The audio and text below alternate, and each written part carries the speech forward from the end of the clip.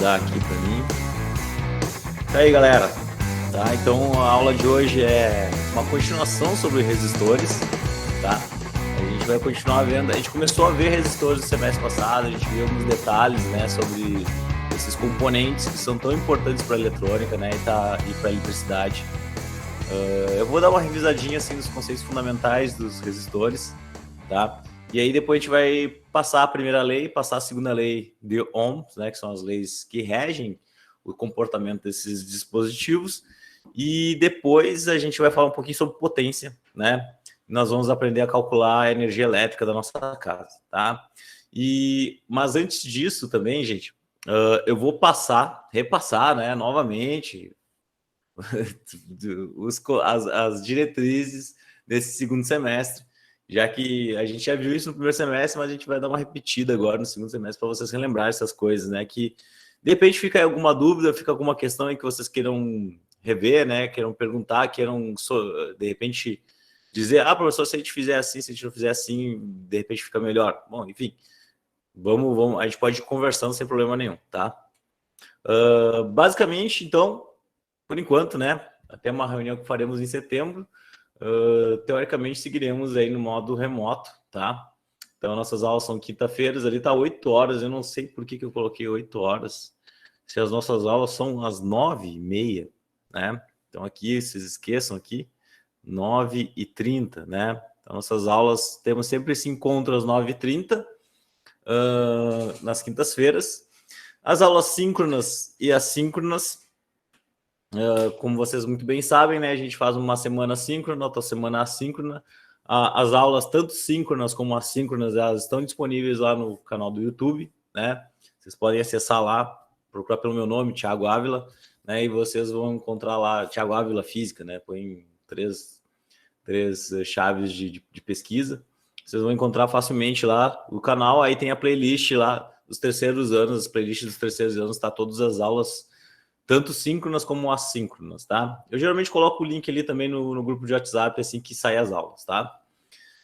Mas então vocês já sabem, essa semana então é síncrona, na semana que vem nós faremos uma aula gravada, né? Uma aula assíncrona, então na quinta-feira, lá pelas 9h30, já estará disponível lá no canal, aí vocês acessam lá e assistam a aula, tá? Por favor, é uma coisa muito importante que vocês assistam a aula, realmente, tá?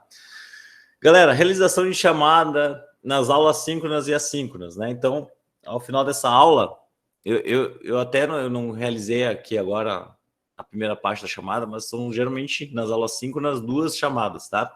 Uma no início da aula e outra no final da aula. Aquele modo ali pelo Meeting mesmo, tá? Então, eu vou dar uma palavra-chave que vocês vão colocar no chat e o sistema automaticamente ele vai computar o nome de vocês e aí depois eu vou pegar esse nome e jogar no sistema, tá? Nas aulas assíncronas, eu vou pedir que vocês assinem os comentários, tá? Da aula, para garantir que vocês pelo menos abriram o link, né? Eu espero, novamente, que vocês assistam, porque dá trabalho fazer todo o trabalho de aula assíncrona, né? Editar e fazer tudo certinho para colocar para vocês lá. Então, eu espero que vocês assistam, até porque os próximos conteúdos eles são bem complicados, gente, tá?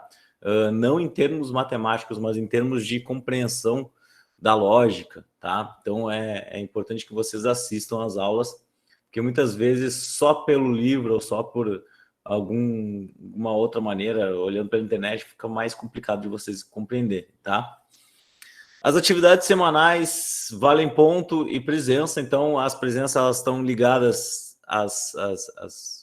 à maneira como vocês estão disponíveis, né, nas aulas síncronas e assíncronas e também com a entrega das atividades. A entrega das atividades chancela a presença de vocês, tá bom? As avaliações seguirão via SIGA, né, questionário, certinho, tá? Vai ter o experimento de física no final do semestre, com conteúdo do segundo semestre, conteúdo que é resistores, circuitos, geradores e magnetismo, tá? E teremos também recuperações paralelas, tá? A recuperação paralela eu vou apresentar ela melhor nos próximos slides, tá bom, gente? Para quem ainda não entendeu como é que funcionam as avaliações, né? Então, o questionário vale 8 pontos, tá? Apesar de sistema contabilizar 10 lá, quando você entrar no SIGA, né? mas o questionário em si ele tem peso 8 pontos, tá? E as atividades semanais mais a presença, certo? Isso aí vale 2 pontos, beleza? Então, se tu chancelando ali a presença com as atividades semanais, tu já garante alguns pontos a mais, né? Já garante os dois pontos. Isso também se a tua atividade estiver correta, né? Se a atividade não tiver aquela enrolação. Isso aí já garante também para ti 2 pontos. Galera, isso aqui é para as áreas 4 e 5, tá? A última área, a área 6, é um pouco diferente. Porque o questionário vale 5 pontos, o vídeo do experimento vale 5 pontos, metade da nota, certo? Metade da nota é o experimento. Então é importante que vocês façam uma coisa bacana aí para garantir uma pontuação legal. E aí as atividades semanais mais a presença vão valer pontos extras, né? Então é como se fosse já uma recuperação também, tá?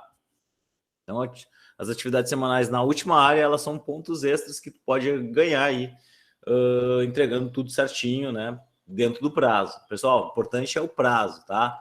As entregas das atividades de vocês, elas têm que ser feitas até as quintas-feiras, às 9h30, tá? Não pode passar das 9h30. Passou das 9h30, o sistema já fechou, vocês não vão conseguir jogar a atividade lá e vocês vão ter que mandar para o meu e-mail, né? E mandando para o meu e-mail, vocês já perdem nota da entrega, né, das atividades. Então é importante que vocês vão estar garantindo a presença de vocês, vão estar confirmando que vocês fizeram, isso aí é válido, e é importante então que vocês, mesmo atrasados, entreguem as atividades. Eu sempre aceito todas as atividades, mas vocês perdem pontos por causa do prazo, tá? O prazo é muito importante. Beleza? O que mais?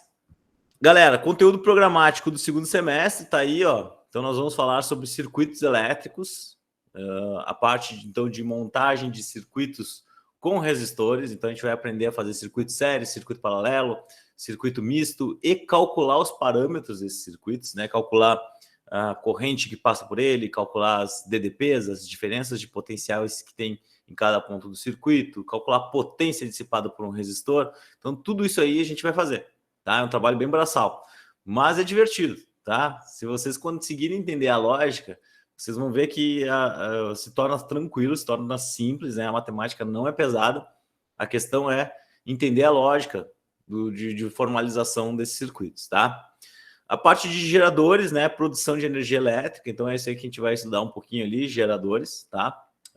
Geradores e receptores. Os geradores que produzem energia, os receptores que recebem essa energia e executam uma função, certo? E no final nós vamos estudar lá na área 6, o eletromagnetismo, tá? Dentro do eletromagnetismo, nós vamos estudar os efeitos magnéticos acompanhados dos efeitos elétricos e vocês vão ver a quantidade de coisa que a gente faz com isso aí, tá? Praticamente quase tudo na nossa volta aí que tem componentes eletrônicos tem efeitos magnéticos, né? Então a gente vai estudar aqui vários efeitos aí que são produzidos através do eletromagnetismo, tá? Que de repente vocês não têm nem ideia que tinham efeitos magnéticos dentro desses equipamentos, tá?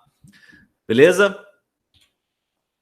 Recuperação paralela. Então, gente, quem tem nota média, vou botar aqui a média, tá? Vou botar média. Menor que 7, não é nem igual, é menor que 7, está apto a fazer a recuperação paralela. Ah, professor, mas eu tirei na primeira nota 3, mas na segunda nota tirei 10. Tudo bem? Tu recuperou a tua nota já dentro do próprio semestre. Então, tu não está apto a fazer a recuperação, porque tu já tem média do semestre igual a 7. Então, vocês vão lá, vão entrar no sistema e vão ver a média de vocês, não importa as notas, né? Porque as notas, vocês podem ter uma nota 5, uma nota 10 e uma nota 8. Tem média, tá? Tu acabou recuperando ao longo do semestre as tuas notas, tá? Então, tu não precisa fazer uma recuperação paralela para recuperar a nota do semestre. Então, apenas os alunos que estão com média abaixo de 7 estão aptos a fazer essa recuperação paralela, que vai ser um questionário via SIGA, valendo 10 pontos. Ele vai substituir a pior nota do semestre, tá? Então, ele vai pegar lá, vamos supor que vocês tiraram, a pior nota é 13, vocês tiraram 8, né, nesse questionário. Então eu vou lá, vou pegar esse 8 e vou colocar lá no lugar desse 3, né? Eu não vou substituir as outras notas, tá? É menor. Se tirar uma nota pior no questionário de recuperação paralela, então não acontece nada, tá? Não vai acontecer nada, não vai substituir a nota do questionário, nada, não vai fazer isso aí. Vai seguir como está, tá? E tu não conseguiu, enfim, fazer a recuperação da tua nota. O que cai? Cai todo o conteúdo do primeiro semestre, tá, gente? Cai lá força elétrica, campo elétrico, potencial elétrico, corrente elétrica, capacitores, tá? Cai tudo aquilo que nós trabalhamos no primeiro semestre, nos mesmos moldes, tá? Não muda nada, os mesmos tipos de questões, né? Tranquilo, tá? Tranquilo. Os questionários, eles podem ser questionários de marcar ou de digitar a resposta, tá? É isso aí. Então, vocês podem ter que colocar lá numericamente, né, qual é a resposta encontrada. Isso aí vai ser uma coisa que vocês vão observar quem for fazer a recuperação paralela. Ela vai ser feita no dia 8/9, gente, às 14 horas, ou seja, na quarta-feira, daqui a 2 semanas, praticamente 2 semanas, né? Às 14 horas de tarde, então, tá? Então, vocês vão... Quem está apto vai abrir o link, quem não está apto nem vai chegar perto lá do questionário, tá bom, gente? E é isso aí. Alguma questão? Uma pergunta? De minha parte, não, prof. Então tá, beleza, show de bola, então. O senhor tem como disponibilizar um gabarito das questões semanais? Tipo, depois que fechou lá no sistema? Podemos providenciar isso aí. Geralmente, eu já tenho colocado as respostas, né? Então... na maioria tem as respostas. Mas tu quer um gabarito mesmo. Pra gente conferir, tipo, você fez certo, talvez tu chegou no resultado, mas, tipo, a fórmula ou coisa não foi certo. A resolução, né, no caso. Solucionar. Beleza. Não, a gente pode trabalhar nisso aí, gente. Podemos fazer isso aí. Tá? Eu a cada final de aula, disponibilizo o gabarito da semana passada. Pode ser. Podemos fazer uma coisa nesses moldes aí, para melhorar para vocês. Enem também, né?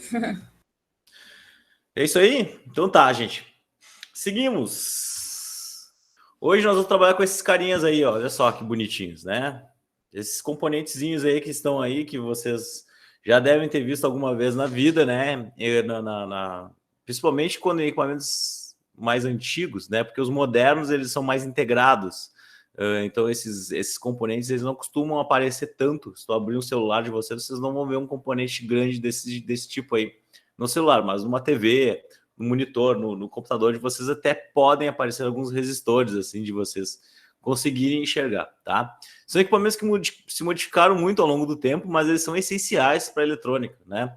Então, os resistores, basicamente, eles têm como tarefa, como função principal, fazer delimitar a corrente elétrica que circula no circuito, certo? Então, delimitando a corrente elétrica que circula no circuito, isso aí permite um melhor funcionamento do equipamento, né? Permite, muitas vezes, mensurar quando o equipamento liga, quando ele não liga, se eu vou aumentar ou diminuir o brilho de alguma coisa, ou o volume de alguma coisa, tudo isso é feito com resistor, tá? Existem N tipos de resistores, eu já apresentei no semestre passado alguns tipos para vocês, né? Esse aqui são resistores de carvão, fixos, né? Então, o valor que eles têm é basicamente identificado aqui por essas corzinhas, com essas listrinhas aqui, né? Eu olhando aqui, eu não lembro muito bem do código de cores, faz muito tempo que eu estudei o código de cores, né? E eu tenho trabalhado tão direto assim com resistores, mas eu acredito que esse aqui seja de 2.200 ohms, né? Esse resistor aqui. Então, essas 3 faixinhas aqui, elas dão a numeração do resistor, né? Qual é o valor que ele tem. E essa 4ª faixinha aqui dourada é a tolerância dele, né? É o quanto ele pode variar, se é até 10% ou 5% de tolerância. Por exemplo, né, se um resistor tem 100 ohms, né? Então ele pode, quando medido, aparecer uma resistência de 95 ou 105 ohms, né? Se ele tem uma tolerância de 5%, por exemplo, tá? Você tem uma tolerância de 10%, o valor pode ser mais discrepante, podemos achar valores de 90 ohms a 110 ohms, né? Então, tudo isso está escrito no próprio componente, né? Todos os componentes eletrônicos, eles têm informações descritas neles próprios, né? Até porque, se tu quiser fazer a modificação, trocar um componente de um circuito eletrônico, tu precisa ver quem é ele, identificar ele para poder fazer a troca, né, se ele queimar. Mas aí então os componentes principais, né, de qualquer circuito elétrico são os resistores, tá, gente? Então a gente vai aprender a mexer com eles. A gente vai aprender a fazer circuito com isso aqui, a gente vai aprender a medir as propriedades deles, né, e entre outras coisas. No primeiro semestre, lá no finalzinho do primeiro semestre, eu apresentei para vocês a primeira lei, né? A primeira lei que fala sobre esses componentes aí, sobre esses resistores, né? Que é a primeira lei de Ohm. E aí, o que eu disse para vocês? Eu disse para vocês aqui que eu tinha montado um circuitinho, e nesse circuito aqui eu tinha uma DDP. O que é a DDP? São os volts, né? Lembrando, se é uma pilha aqui, em torno de 1,5, 1,5 volts, né? Quando eu ligar essa chave aqui, o que vai acontecer? A corrente elétrica que a gente vai utilizar o sentido convencional, lembra que tem dois sentidos, o real e o sentido convencional, mas nós usaremos, por causa dos nossos livros, né, o sentido convencional, que é o sentido saindo da polaridade positiva das baterias, né, a corrente elétrica, certo? Quando essa corrente elétrica ela atravessar essa minha lâmpada, que é um resistor, certo? Toda lâmpada é um resistor, porque ele apresenta esse filamento aqui, e esse filamento é um filamento de tungstênio que tem uma resistência, e aí o brilho dessa lâmpada vai depender desse filamento, tá? E então, essa resistência aqui, por um efeito Joule, que é um efeito da corrente elétrica, vai brilhar, né? Então, isso aqui foi uma das coisas que nós estudamos no semestre passado. E a primeira lei de Ohm, que fala sobre as propriedades de um resistor, no caso aqui a propriedade dessa lâmpada, né? Ela vai dizer respeito de como é o comportamento dessa resistência quando nós aumentamos as DDPs aplicadas por ele em função da corrente elétrica. Aí eu mostrei para vocês que quando eu coloco, por exemplo, 4 volts nesse meu sisteminha aqui, eu observava uma corrente de 2 amperes passando por ele, né? Então eu vou lá e vou delimitar. Isso aqui é um gráfico de corrente por DDP e eu percebia que quando eu fazia isso, eu tinha uma corrente de 2 amperes quando eu botava 4 volts. Se eu colocar aqui cerca de 8 volts aqui, eu vou perceber que a minha resistência, a minha corrente elétrica, ela passa a ser de 4 amperes, né? 4 amperes. Belezinha? Então, isso aqui é uma coisa que a gente já mostrou, hein? Se eu aumentar ainda mais a minha corrente, a minha DDP, vou para 12 volts aqui, vocês estão vendo que eu estou pegando valores bem redondinhos, né? Mas é para ficar bem claro isso aqui, vocês verificarem que a corrente vai a 6. E esse efeito aqui que vocês estão observando de valores bem certinhos, isso acontece porque, no caso, eu estou trabalhando com um resistor e esse meu resistor, ele é ôhmico, certo? E resistores ôhmicos têm esse efeito de linearidade entre corrente e DDP, certo? A minha corrente e a minha diferença de potencial, elas apresentam esse comportamento linear. Conforme eu aumento a DDP, a minha corrente ela aumenta proporcionalmente, certo? Formando um gráfico assim que vocês estão vendo aqui, estou tentando desenhar de maneira reta, né? Um gráfico linear, um gráfico de uma linha reta. Então, se eu fizer um gráfico de DDP por corrente para um resistor ôhmico, certo? Que obedece à primeira lei de Ohm, então vocês vão ver um gráfico que é um gráfico linear como esse, né? E teremos então uma relação de DDP V igual a resistência vezes corrente. Então essa relação V igual a R vezes I é uma relação que só aparece para resistores ôhmicos, né? Só para resistores ôhmicos. Então esse resistor aqui, se eu quisesse descobrir a resistência dele, eu poderia fazer algumas medidas. Poderia medir a DDP da pilha, né? Medir a corrente que está saindo aqui, e aí usar a relação V igual a R vezes I para descobrir, então, qual é a resistência dessa lâmpada, né? Então, seria uma das maneiras. Isso aí a gente acabou fazendo, inclusive, nas avaliações, e eu vi que vocês foram bem nessa parte, né? São contas simples, não exigem muito de vocês realmente, tá? Esse gráfico eu também mostrei para vocês, né? Então, ó, um gráfico de um resistor ômico é uma linha reta, não ômico é uma linha curvada, né? Não ômico também é uma linha curvada. Aqui você tem duas situações aqui com linhas curvadas, onde nós não temos resistores ômicos.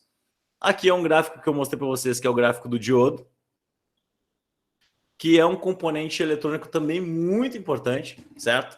Por que ele é muito importante? Porque graças a ele a gente conseguiu montar a microeletrônica, certo? Então lá pelo o diodo e o transistor, né? Na verdade, o transistor é baseado no diodo. E o transistor foi obtido lá pela primeira vez em 1950 e alguma coisa, né? Então, depois de 60, 70, teve um grande avanço na eletrônica devido à descoberta do transistor, né? Que são componentes baseados nesse carinha aqui, tá? No diodo. E vocês observam que o comportamento, né, de DDP e corrente é muito louco dele, né? Totalmente diferente, ou seja, é um componente que não é ômico, certo? Eu não posso usar a relação V igual a R vezes I para um diodo, certo? Porque ele não é um resistor ômico, eu só posso usar para resistores ômicos. Então, V igual a R vezes I apenas para resistores ômicos, né? Resistores não ômicos, eu vou usar outras relações que não são obtidas pela primeira lei de Ohm. Tá? Beleza? Seguindo, vimos a primeira lei de Ohm, né? Isso aí a gente já tinha visto na última aula. O que a gente vai fazer agora? A gente vai ver a segunda lei de Ohm, né? São duas leis.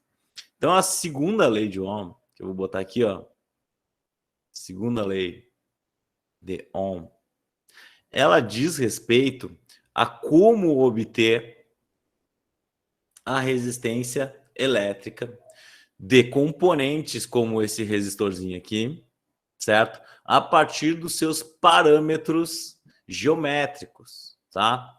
E parâmetros estruturais. Então, todos os componentes, vocês sabem, eles têm tamanho físico, né? Eles têm dois componentes principais, né? A largura, duas propriedades aqui, ó, largura, o tamanho dele, o comprimento dele, né? Então, o L aqui para nós vai ser o comprimento. Comprimento. E o A, que é a área de seção transversal. Área secção transversal, tá? Transversal. Então, essa área de secção transversal, pessoal, é a grossura do meu componente. É a bitola dele, né?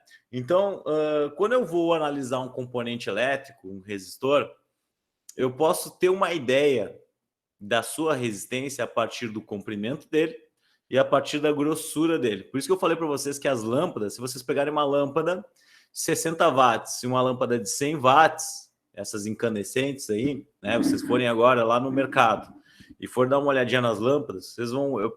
façam isso só para vocês terem uma ideia.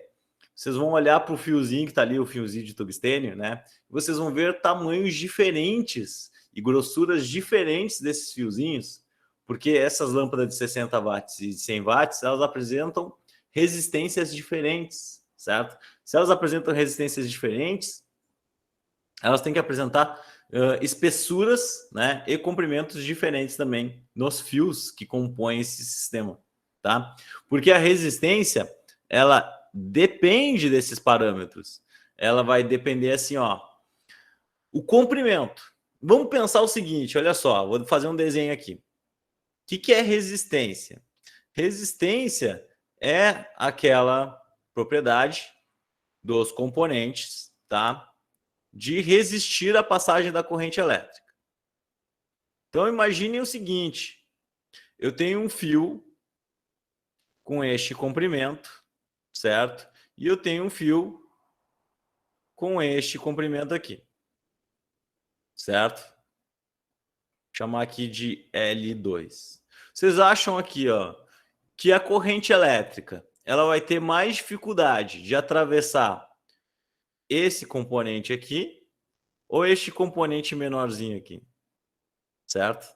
Então a corrente ela vai ter mais dificuldade de atravessar um componente menor ou um componente maior. É óbvio que a resposta é que ela vai ter uma facilidade maior de atravessar o componente que é menorzinho, né? Porque pensem que a corrente elétrica são partículas, né? São cargas, são elétrons que estão atravessando um objeto físico, né? Então imaginem que eu tenho uma multidão e eu quero atravessar aquela multidão. Se a multidão ela está concentrada num espaço pequenininho, certo? Eu vou ter mais facilidade de atravessar ela, né? Do que se tivesse um quarteirão cheio de pessoas, né? Imagina a dificuldade que eu vou ter para atravessar essa multidão, né? Então, o comprimento... Então, por isso que falam que ela gasta mais? Como? Tipo, Desculpa? por isso que falam que a luz com menos volts gasta mais que a que tem mais volts? Menos volts ou mais volts não tem a ver com o gasto de energia, tá? O gasto de energia tem a ver com a corrente elétrica, tá? Os volts, eles são a energia que empurra a corrente elétrica, tá? Mas o que realmente faz girar lá o teu medidor de energia elétrica é a corrente, tá? É o gasto de corrente, porque toda a tua casa é ligada em 220, tudo. Né? Todos os componentes são ligados em 220, mas a geladeira gasta muito menos energia do que o chuveiro elétrico. Os dois são ligados em 220, né? Porque o chuveiro ele consome muito mais corrente elétrica. Tá? Então, esse é um detalhe importante. Mas aqui o que eu estou querendo dizer é que o comprimento do fio, imagine que isso aqui seja um fio mesmo, tá? É um pedaço de fio comprido e um pedaço de fio curto. A corrente ela vai ter mais facilidade de passar no fio curto do que no fio comprido. Porque aqui no fio comprido ela vai barrar muito mais os objetos físicos. Então, como ela tem mais dificuldade de passar por um objeto mais comprido, né, a resistência elétrica, que é essa dificuldade, esse empecilho aí que os objetos oferecem para a passagem de corrente elétrica, ela vai ser diretamente proporcional ao comprimento do fio. Certo? Quanto maior o comprimento do meu fio, maior a resistência que ele vai oferecer para a passagem da corrente elétrica. Tá bom? Agora vamos pensar de outra maneira. Tá? Já vimos que o comprimento é diretamente proporcional à resistência. Tá? Se eu for pensar na área, na bitola do meu fio, na grossura dele, tá? Imagine... pensando novamente, né, em tentando imaginar situações que podem acontecer na realidade, tá? Vocês acham que eu consigo passar, imagine dois canos, um cano fino e um cano grosso de água, tá? Não vamos pensar no comprimento deles agora, o comprimento não interfere, mas um cano fininho e um cano grosso de água. Por qual deles que vocês acham que eu consigo fluir mais água? Obviamente... vocês vão me dizer que é no cano grosso, né? O cano grosso flui muito mais água. Eu consigo jogar muito mais água passando por ele ali do que no cano fininho. Então, a bitola, a área de seção transversal, quanto maior essa área, mais corrente elétrica consegue passar por ela. Certo? E menos resistência esse componente vai oferecer. Certo? Então, a grossura do fio, ela tem a ver com a facilidade de passagem de corrente elétrica. Ou seja, a área de seção transversal ela vai ser inversamente proporcional à resistência. Porque quanto maior a minha área, menor vai ser a resistência elétrica do componente. Certo? Então, pensando dessa forma, quanto maior o comprimento, mais dificuldade a corrente elétrica vai ter, mas se eu aumentar a grossura do fio, né, mais facilidade essa corrente vai ter. Certo? E como resistência é a dificuldade de passagem de corrente, é a dificuldade que o componente oferece, né? Essa passagem de corrente elétrica, nós temos esses comportamentos aqui dentro da equação, certo? Comprimento diretamente proporcional e a área inversamente proporcional, tá? Galera, falta uma coisa aqui ainda. O que falta? Falta eu dizer que tipo de componente eu estou trabalhando, né? Cada material ele vai ter uma resistência, certo? Se eu pegar um fio de cobre e pegar um fio de prata, eles vão pegar o mesmo comprimento e a mesma bitola, a mesma área de seção transversal, esses dois tipos de fio, eles terão resistências diferentes. Por quê? O tipo de material, certo? Dependendo do tipo de material que eles têm, eles vão ter comportamentos diferentes. Então aqui, ó, existe uma uma propriedade chamada resistividade, que é representado por essa letra grega ρ. Então, este ρ aqui, que é uma letra grega, né, parece um P, isso aqui é resistividade elétrica, que é uma propriedade dos materiais. Não confundam resistividade com resistência elétrica, tá? Resistência é esse cara aqui. Resistividade é esse outro aqui, tá? Então, ó, vou botar aqui e escrever para vocês. O ρ é resistividade e o Rzão é resistência elétrica. Resistência elétrica, tá? Tá aí a diferença entre eles. Então, fiquem atentos que quando o exercício pedir para vocês calcular alguma resistividade, você tem que calcular esse ρ. Se ele pede a resistência do sistema, então tem que calcular o Rzão, tá? Existe também uma outra coisa chamada condutividade elétrica, gente, que é o inverso da resistividade, né? Então, nós temos o sigma. O sigma, ele é o inverso da resistividade e ele é a condutividade. Condutividade, tá? Só para vocês terem uma ideia, a resistência nós calculamos em ohms, tá? E aqui a resistividade, ela é ohm vezes metro, tá? Ohm vezes metro. O comprimento é medido em metros e a área em metros quadrados, tá, gente? Então é importante que vocês tenham essa ideia aí dessas unidades que são padrão, tá? Fiquem de olho no comprimento e na área. Geralmente é ali que está o pega-ladrão, né? Que pega o pega-ratão, né? Que é onde vai estar ali a mudança de unidade que vocês geralmente vão ter que fazer, tá? Vamos lá. Ah, tinha um efeitinho ali no meu resistor. O meu resistor, ele se mexe. Vejam só que bonito. Galera, vamos fazer um exercício aqui, ó, tá? Nós temos aqui a resistividade do cobre a 20 graus Celsius é 1,7 vezes 10 na menos 8. Então, eu vou botar aqui, ó, que o ρ do cobre, ele é 1,7 vezes 10 na menos 8 ohm vezes metro, tá? A resistência do fio é para calcular a resistência do fio. Se o comprimento vale 1 metro, certo? E a área de seção transversal vale 0,2 centímetros quadrados. 0,2 centímetros quadrados. O que ele quer descobrir? Ele quer saber qual é a resistência desse fio, né? Então, eu fui lá, escolhi no armário do meu pai um fio de cobre de 1 metro, né? A área de seção transversal ali eu medi, tá? Com um paquímetro ali, medi 0,2 centímetros quadrados. E eu percebi, eu fui no Google e pesquisei e vi que a resistividade do cobre é 1,7 vezes 10 na menos 8.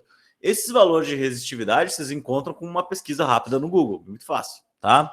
Então, eu peguei esse pedaço de fio, certo?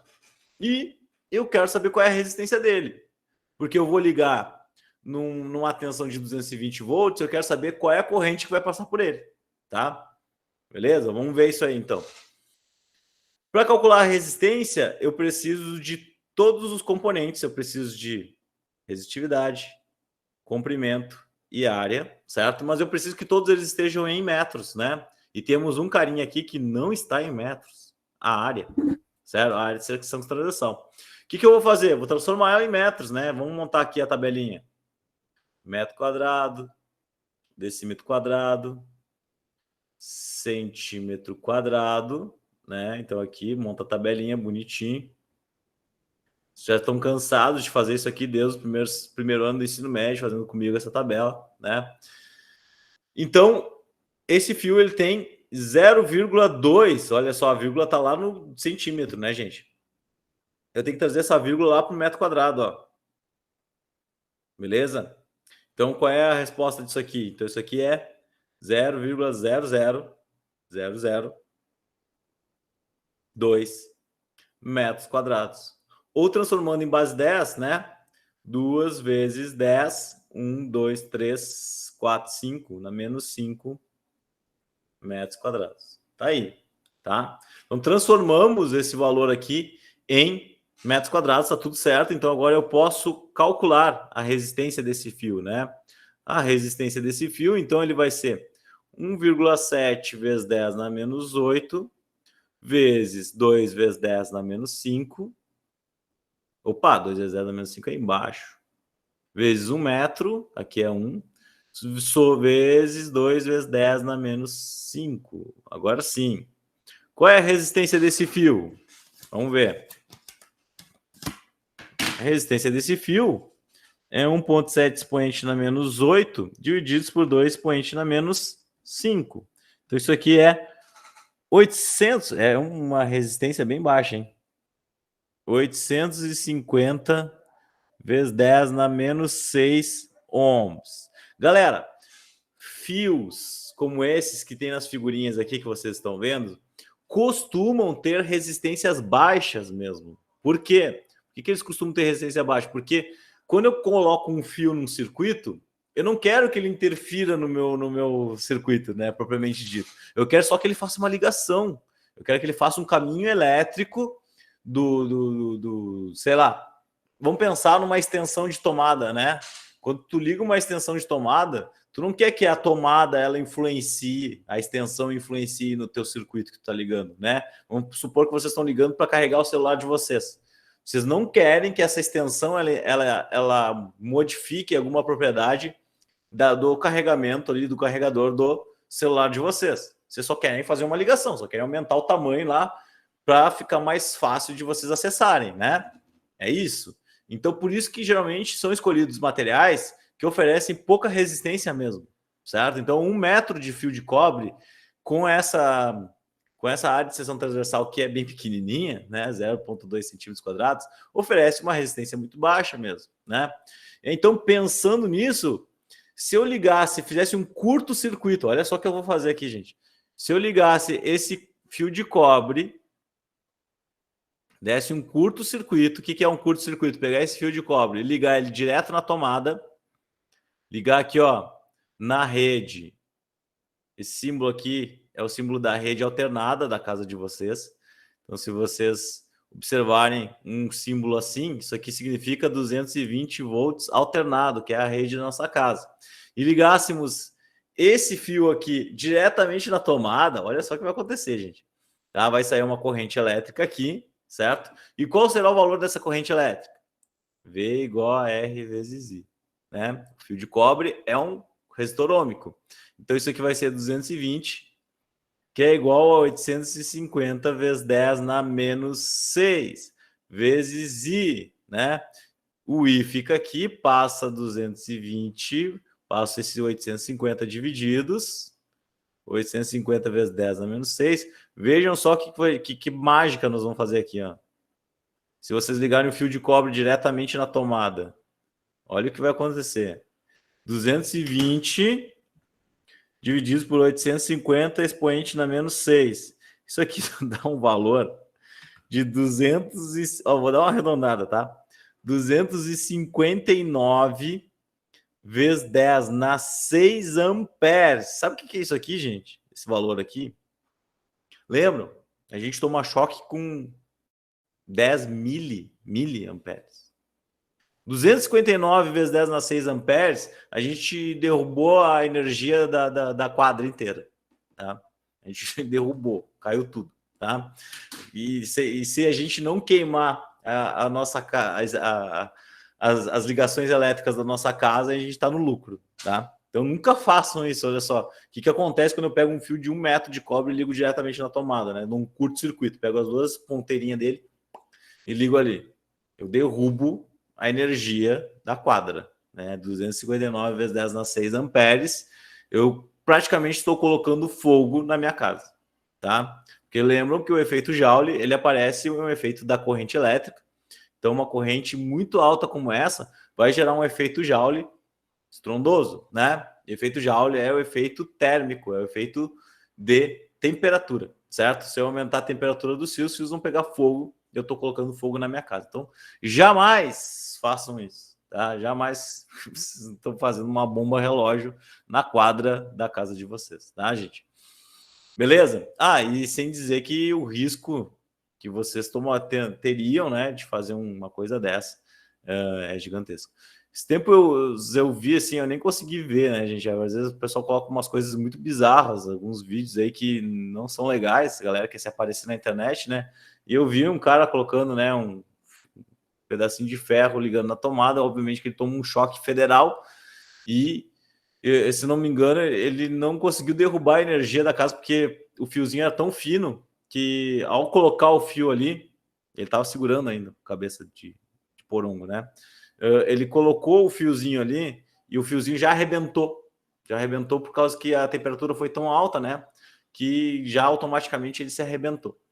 Mas se tiver uma bitolinha mais grossa, aguentar um pouquinho mais de energia, percebam que a corrente elétrica pode ser gigantesca, né? E inclusive botar fogo nas coisas. Não façam. Vamos mais um exercício aqui, galera. Deixa eu ver quanto tempo eu tenho aqui. Tem um tempinho ainda. Vamos lá. Gente, abaixo temos o valor de potência elétrica nominal de alguns aparelhos eletrodomésticos. Ali nós temos a lâmpada comum. Mas aqui eu já estou falando de potência. Olha só. Vamos falar primeiro de potência, tá? O que é potência? Depois a gente faz aquele exercício. Potência. O que é potência? Potência, gente, é a energia elétrica que eu consigo consumir. Energia, né? Lá do primeiro ano do ensino médio, isso aqui a gente viu. Então, é a energia que eu consumo em função do tempo. Isso aqui é potência, tá? Potência é energia em função do tempo. Basicamente, galera, o que a gente vai ter aqui é que vamos ter que relembrar algumas coisinhas, tá? Então, potência é energia por tempo. O quanto de energia eu consigo consumir em menos tempo, mais potente o meu equipamento é, né? Então, por exemplo, um chuveiro elétrico, uma chapinha, né? Um ferro de passar, todos esses equipamentos, uma estufa, né? Todos esses equipamentos, eles consomem muita energia em pouco tempo. Então, eles são muito potentes, certo?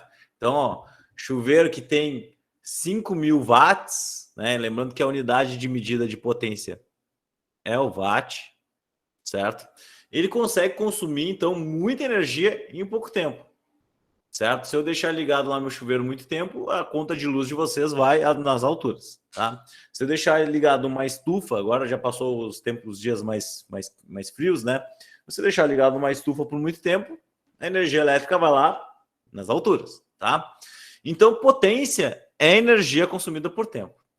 Aí eu vou ter que relembrar de vocês que energia elétrica também, certo? É uma medida que nós temos que a gente já viu como é que a gente consegue mensurar a energia elétrica. Lá quando nós estávamos estudando DDP. E eu disse para vocês que a DDP, os volts, eles eram uma medida de energia potencial elétrica em função da quantidade de carga. Em função da quantidade de carga consumida, certo? Isso aqui é uma equaçãozinha que eu mostrei para vocês faz um bom tempinho, não sei se vocês vão lembrar, né? Mas da definição de potencial elétrico do Vzinho, era energia elétrica em função da carga, né? No caso lá eu usei outro símbolo, energia potencial elétrica eu usava como U, tá? Mas isso aí não interfere muito. Mas vamos pensar aqui o que acontece com isso, tá? Eu vou pegar esse E e vou escrever ele como sendo, se eu passar esse Qzinho aqui lá para cima, vai ficar V vezes Q. O que é o Q? Carga, tá? Então, V, DDP, Qzinho, carga, tá? Se eu substituir isso aqui nessa equação da potência, olha só o que acontece. Potência vai ser igual, então, a V vezes Q sobre T. V vezes Q sobre T, certo? Por que eu estou fazendo isso? Eu estou fazendo isso porque eu quero pegar grandezas físicas que eu consigo medir, certo? Grandezas físicas que eu consigo medir. Se eu pegar grandezas físicas que eu consigo medir, eu consigo calcular a potência de qualquer componente eletrônico, qualquer componente elétrico, tá? Porque DDP e corrente elétrica eu consigo medir facilmente. Então, olha só. Se eu pegar Q por T, quantidade de carga em função do tempo, isso é a definição de corrente elétrica, certo? Então aqui, ó, fazendo essa jogadinha aqui que eu mostrei para vocês, eu já encontro que a potência elétrica ela pode ser calculada pela multiplicação, e isso aqui que a gente vai usar, pela multiplicação de DDP e corrente, V vezes I. Então, uma das maneiras que nós temos, essa aqui vai ser a primeira maneira de calcular a potência elétrica, vai ser obtendo a multiplicação de V por I, certo? DDP por corrente. Se eu usar a relação, olha só, não se percam aqui, hein? A relação de Ohm, R vezes I, e substituir na equação da potência, olha só o que acontece. Potência, vou substituir o V por R vezes I, ó. R vezes I vezes I. Eu terei uma segunda relação para a potência, que é essa aqui, ó. R vezes I ao quadrado. Então, essa aqui vai ser a minha segunda forma de calcular potência, que é em termos da resistência do componente e da sua corrente, certo? R vezes I ao quadrado. Se eu pegar a relação de Ohm agora e colocar a corrente em evidência, a gente fica com o negócio assim, ó. V sobre R. Olha só, se eu pegar esta equaçãozinha aqui e colocar em evidência o I, o R passa dividindo, eu fico com esse negócio aqui. Substituindo na equação da potência, olha só, fica V vezes V sobre R, certo? Substituindo o I, né? Então, ó, a potência fica V quadrado sobre R.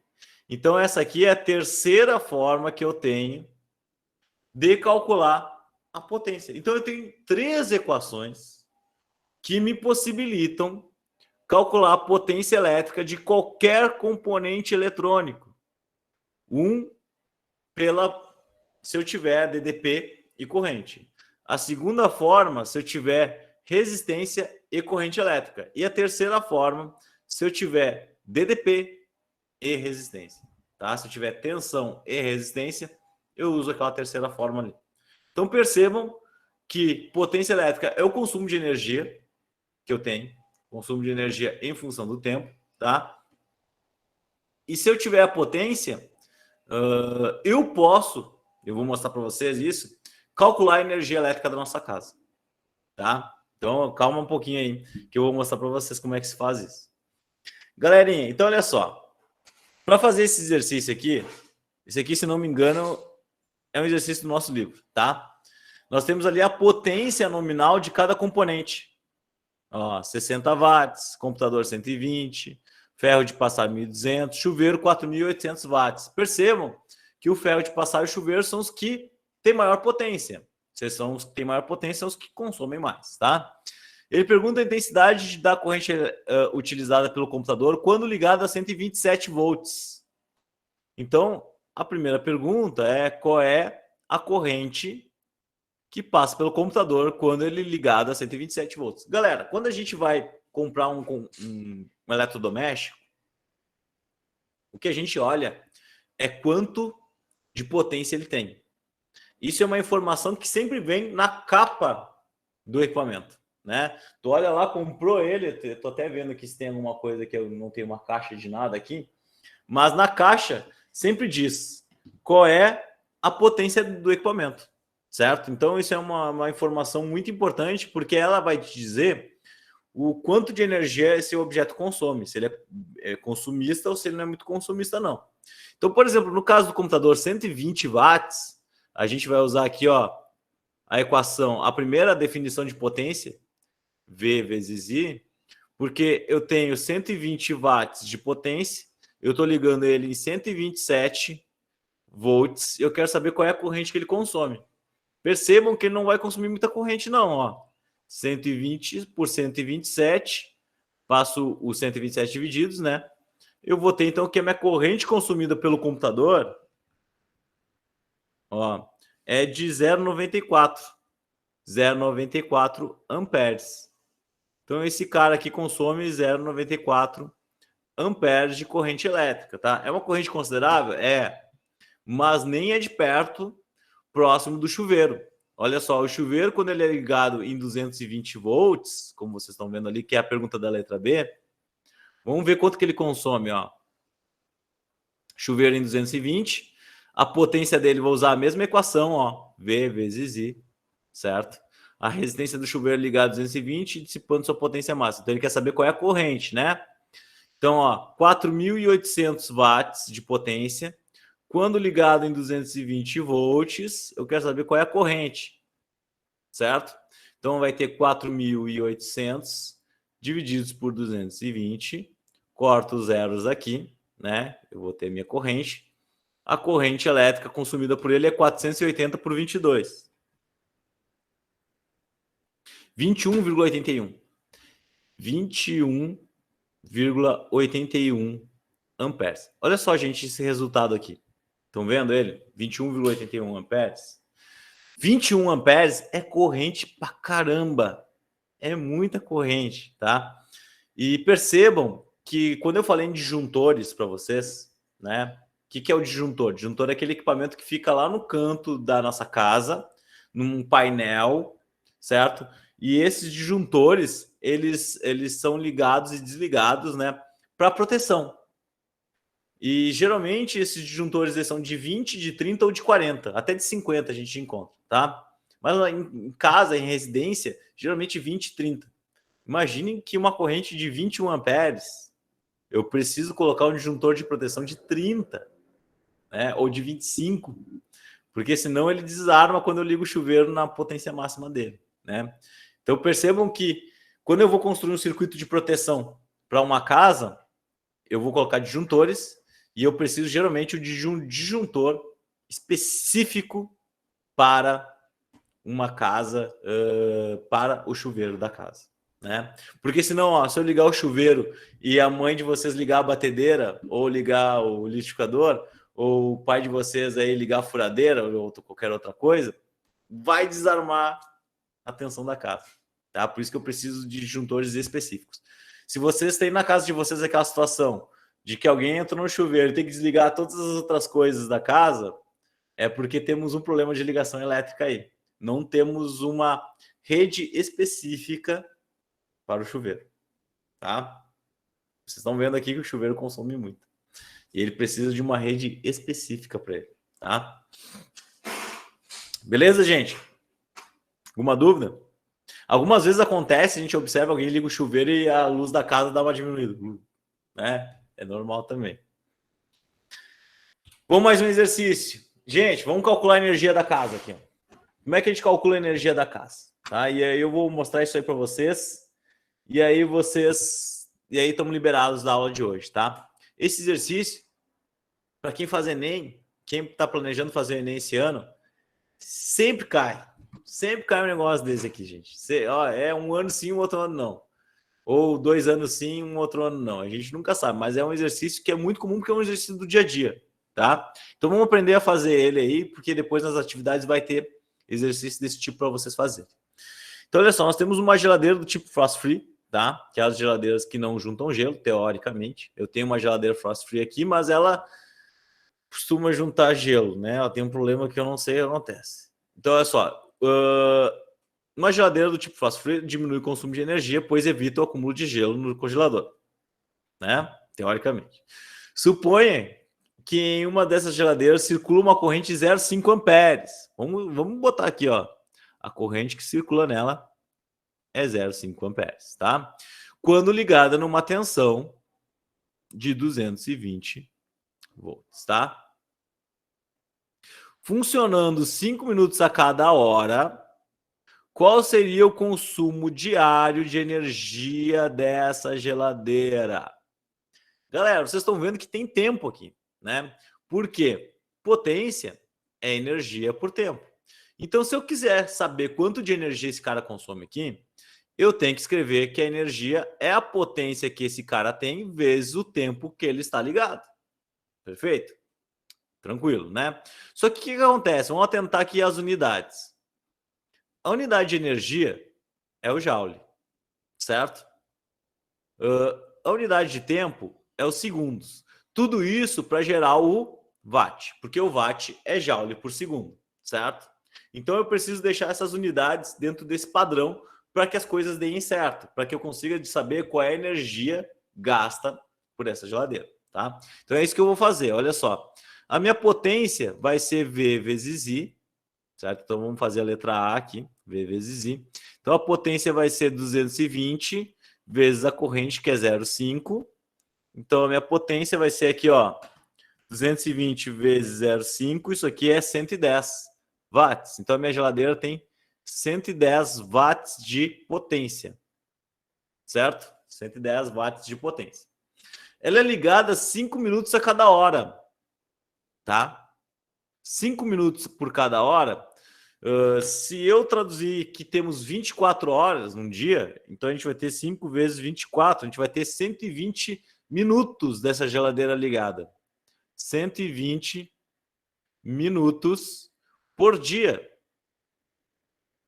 tá? Por dia dessa geladeira ligada, correto? Se ela funciona 5 minutos a cada hora, né? São 24 horas no dia, 5 vezes 24, 120 minutos, certo?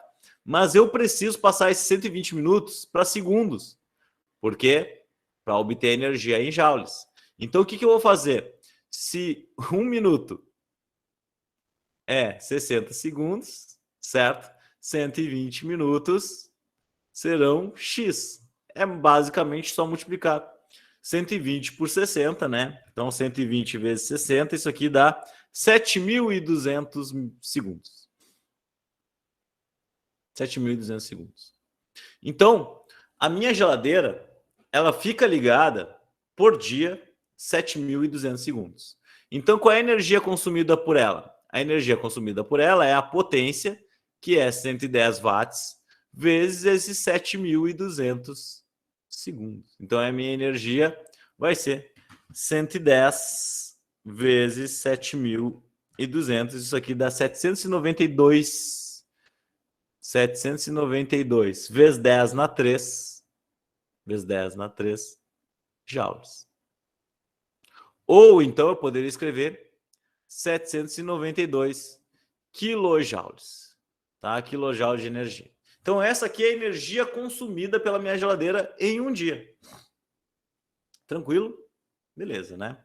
Agora, vamos calcular o consumo de energia desse negócio aqui, que vai aparecer lá pela CE, né? Pela essas outras empresas aí que medem consumo de energia e nos cobram, né? Nos cobram. No caso aqui, ó, o quilowatt-hora tá quanto? 50 centavos. 1 quilowatt-hora vale 50 centavos, tá? Vale 0,5 cents, tá? Esse aqui é o valor dele. Deixa eu melhorar isso aqui. 0,5 cents, tá? Eu quero saber quanto que eu vou pagar depois de 30 dias, tá? Depois de 30 dias. Galerinha, como é que eu vou fazer isso aqui, gente? Tá? Primeira coisa, percebam a unidade que nós temos aqui, quilowatt-hora. Isso aqui é uma unidade de energia elétrica, tá? A energia elétrica que é a CE, que é a... Agora me esqueci os outros nomes das outras empresas aí que medem energia, né? Tô com a CE na cabeça. A CE mede energia em quilowatt-hora. As outras empresas também medem tudo em quilowatt-hora. Sempre quilowatt-hora. O que é o quilowatt-hora? É potência vezes tempo. Mesma coisa, só que a potência vai estar em quilowatt, certo? E o tempo ele está em hora. Essa é a mudança das unidades.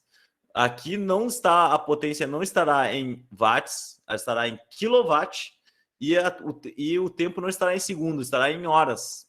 Então o que eu tenho que fazer? Eu tenho que passar esses 120 minutos semanais aqui para horas, tá? E multiplicar isso aqui por 30, que é os 30 dias que eu tenho, né? E a potência tem que passar para quilowatt. Bom, potência em quilowatt, 1 quilowatt equivale a 1.000 watts. Se eu tenho 110 watts, né? Então isso aí significa que eu teria uma potência de 0,11 kW, certo? Porque, ó, só fazer uma regrinha de 3, gente. 1 kW é 1.000 watts. Se eu tenho 110 watts, X, né? Isso aqui dá 0,11 kW de potência, tá? O que eu tenho que fazer? O tempo que ela fica ligada diário é 120 minutos. Que bonito. 120 minutos. Se vocês muito bem sabem que cada hora tem 60 minutos, então 120 minutos são 2 horas. 2 horas ligadas. Então, qual é a energia diária consumida por esse negócio aqui?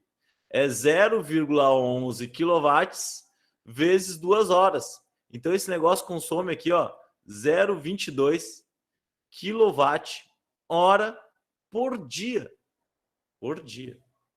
0,22 kWh por dia. Se são 30 dias, pessoal, que essa geladeira fica ligada no mês, é só pegar esse 0,22 e ver a energia mensal aqui. Vai ser 0,22 vezes 30. 0,22 vezes 30 é 6,6. Então, só a minha geladeira, pessoal, consome 6,6 kWh por mês. Tranquilo? Beleza? Então, ó, a minha geladeira, isso a gente está vendo a geladeira, tá, gente? A geladeira não consome muita energia, não. Ela consumiu 6,6 kWh por mês. O que eu vou fazer para saber quanto que eu vou pagar por essa geladeira ficar ligada 5 minutos a cada hora, né? Quero saber quanto que vai vir minha conta de luz no mês, se eu tenho só a geladeira ligada. 1 kWh é 50 centavos. 6,6 kWh vai ser X. Faz uma regrinha de 3. Vocês adoram fazer isso, né? Então, quantos pila eu vou pagar? 6,6 vezes 0,5. 3,30. R$3,30. Então aí, ó, 50 centavos de quilowatt, vou pagar R$3,30 para manter minha geladeira funcionando, minha geladeira de 110 watts, funcionando o mês todo, tá? Esse é o preço que eu estou pagando. E que 50 centavos, pessoal, é um preço bem próximo do que realmente é cobrado nos quilowatts hoje em dia, tá? Então, se a geladeira de vocês for de 110 watts e ela funcionar de 5 minutos a cada hora, é esse o valor que vocês estão pagando por mês aí de funcionamento dela. Beleza, galera? Entenderam a lógica? Sim ou não? Sim. Aqui tem os nossos exercícios, né? Os nossos exercícios estão aqui. Eu em breve eu posso colocar as respostas lá para vocês, tá? Mas é isso aí. Tem aqui, ó, exercício de consumo de energia para vocês fazerem, esse último aqui. Tá? Então tá tudo aí para vocês brincarem agora é com vocês. Tranquilo, gente?